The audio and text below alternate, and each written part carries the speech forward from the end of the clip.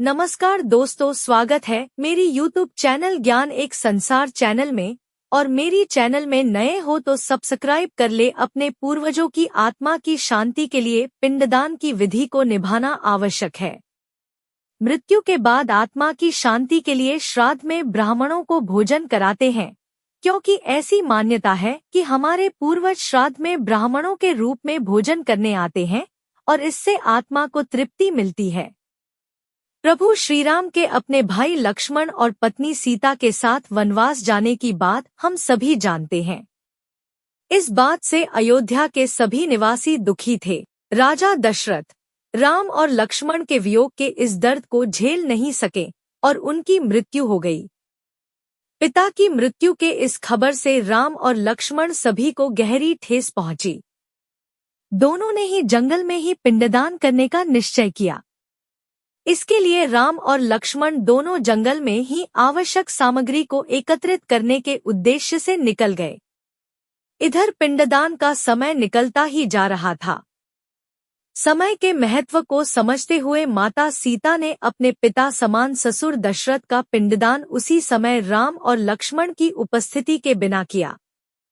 माता सीता ने पूरी विधि विधान का पालन कर इसे संपन्न किया। कुछ समय बाद जब राम और लक्ष्मण लौटकर आए तो माता सीता ने उन्हें पूरी बात बताई और यह भी कहा कि उस वक्त पंडित, गाय, कौवा और फल्गु नदी वहां उपस्थित थे।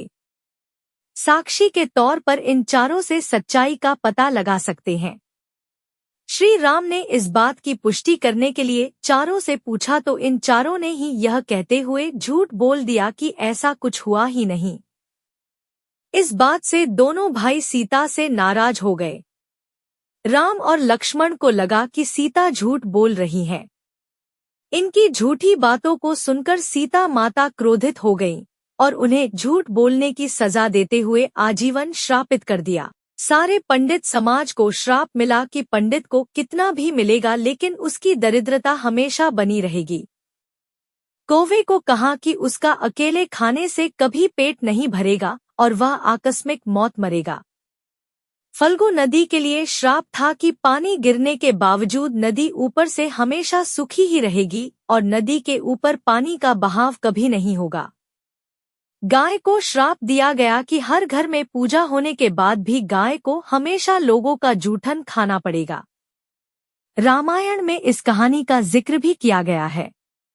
आप आज के समय में भी इन चारों पर सीता माता के श्राप के प्रभाव को देख सकते हैं। ये सारी बातें आज भी सच होते नजर आती हैं।